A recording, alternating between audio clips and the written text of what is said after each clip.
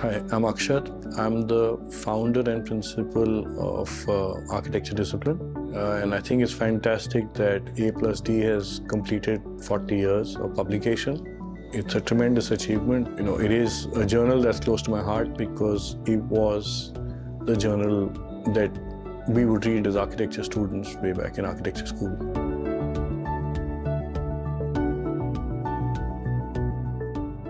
I think it's time architects stopped pretending to think about the world and actually do something to contribute to the world.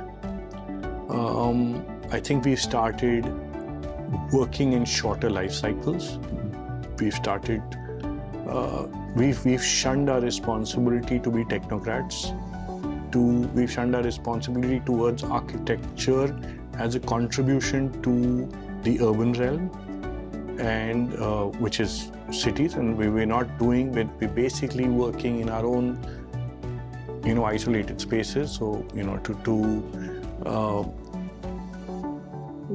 our own silos, trying to create our own little islands of excellence rather than contributing to a city at large. There are very few such who are contributing to cities at large.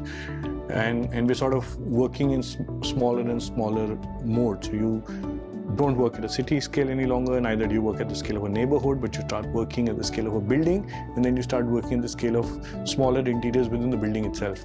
And it's just, I think it's a bad precedence. Because I come from a time where your design and your interventions are meant to be relevant for 35 to 50 years. If not longer. And let's not forget that public infrastructure has to be relevant for 100 to 120 years. And it is time that architects recalibrate their processes to start thinking in that time scale already. Well, architects have really no role to play in disaster management per se. I think that role is generally played by the authorities.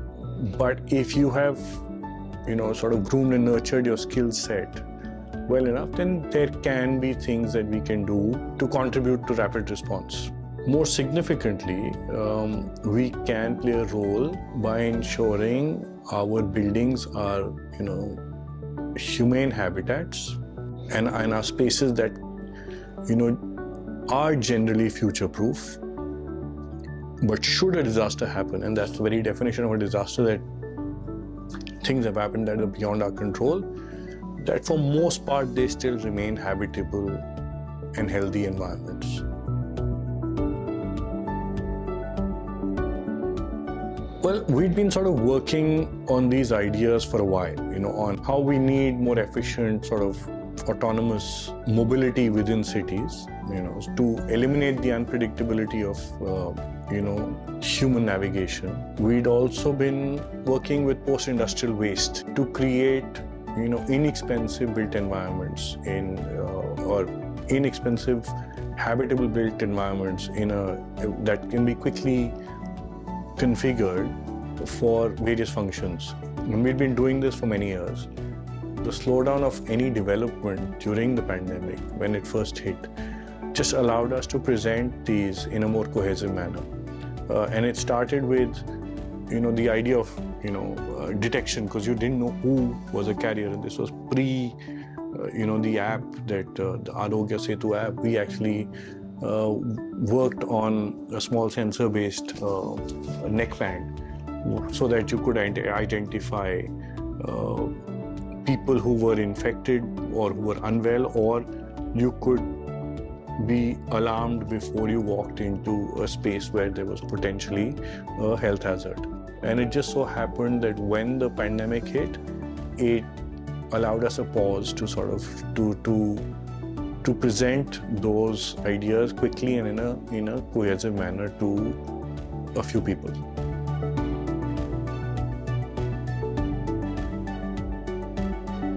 We've been working with the idea of contributing to the built environment in the city through small interventions. We did this with, an Oyo townhouse project wherein, they would sort of take these buildings that were not in the best state and would clean up the buildings and clean up the street and the foot pavement all the way across, and that was our condition to design the palette for them. Because they were taking up these buildings which would then turn around their A, extend their lifespan, B, turn them around as economic cases, we could actually have multiple such projects in a row, and thereby through subterfuge actually clean up a street. Mohalla clinic model, something that was actually primary health care delivered accessible to a person in close vicinity or close proximity to where they live, was a good program that was started by the Delhi government. We extended the program by saying, since you're creating the infrastructure, you could also create the infrastructure for a little bit of, to house a sort of space for reading and sort of a digital library or such for children in that space, which was isolated from the clinic in itself, but was still piggybacking on the same infrastructure. We felt that using the module of the clinic, which could then, they were taking a certain amount of time to put it together, a few months, which would also create the same traditional sense of dirt and waste and have collateral, damage around the site. We figured that if we were to use recycled containers retrofitted in a factory and just installed, that would be a faster turnaround time, would be a cleaner solution, so it would not be so disruptive to the site itself, could be relocated should the need not exist anymore, and could become through color and infographic design an identifier. And so we worked with a firm called VDIS to actually generate the infographic, so it's not just a politician's photograph on public infrastructure, but it's actually a message out for public infrastructure.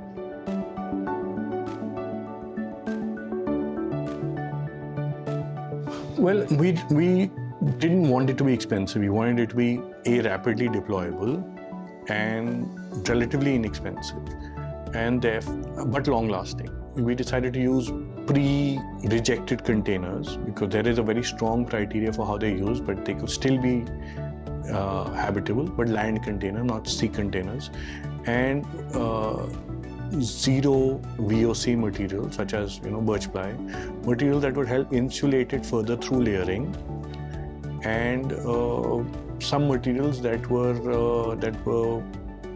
hospital grade. So the way the floor is done and the way the floor is turned up and all that is antibacterial, antiviral, and such.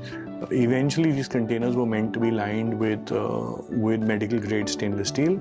It is something that we could not do at that time because the entire steel industry had sort of collapsed and was giving oxygen out to hospitals, so their production had stopped.